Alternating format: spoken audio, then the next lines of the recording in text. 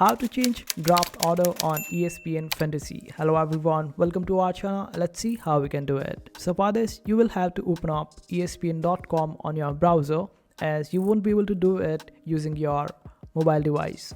So after opening up espn.com, just make sure that you log into espn.com.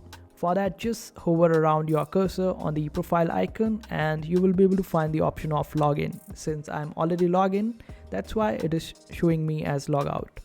So after logging in, you will have to click on this option of fantasy, then open up the game of your choice where you want to make changes. In our case, we will take the example of football. So we'll select football over here, and after that, just wait for it to load.